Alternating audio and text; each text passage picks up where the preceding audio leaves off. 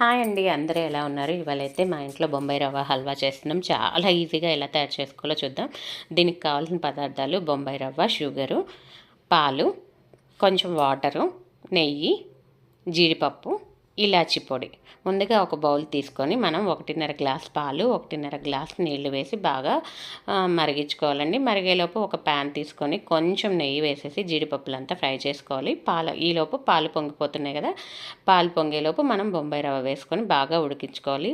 ఉండలు లేకుండా పోసుకుంటూ కలుపుతూ ఉండాలండి. ఇదైతే మా ఆయన అడిగారు, అందుకని వాళ్ళ అమ్మ ఓపిక లేకపోయినా పరిగెత్తుకొని వెళ్ళి వాళ్ళ అబ్బాయి కోసం చేస్తుందనమాట. పిల్లలైతే ఏదన్నా అడిగితే ఎంత వయసు వచ్చినా అమ్మలందరూ చేస్తూనే ఉంటారు. పిల్లలు అడిగితే నో అని చెప్పలేరు.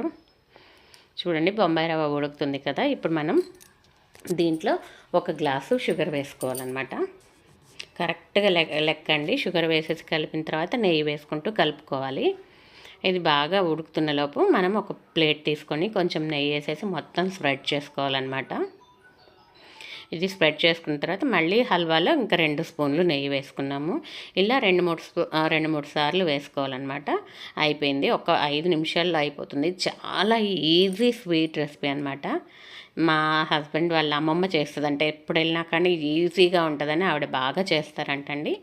ఇదంతా కూడా ఇప్పుడు మనం ఒక ప్లేట్కి పోసేసుకుందాము. కొంచెం మందంగా పోసేసుకొని మనం జీడిపప్పులు ఫ్రై చేసుకున్నాం కదండి, అవన్నీ కూడా పైన గార్నిష్ చేసుకొని ఒక 10 నిమిషాలు ఆరిపోయిన తర్వాత దీన్ని మన ఇష్టం వచ్చిన షేప్లో కట్ చేసుకొని సర్వ్ చేసుకోవాలండి. ఎవరన్నా వస్తుంటే 5 నిమిషాల్లో అయిపోయే స్వీట్ అండి. చాలా ఈజీ టేస్టీ రెసిపీ. ఖచ్చితంగా ట్రై చేయండి. Okay, bye bye.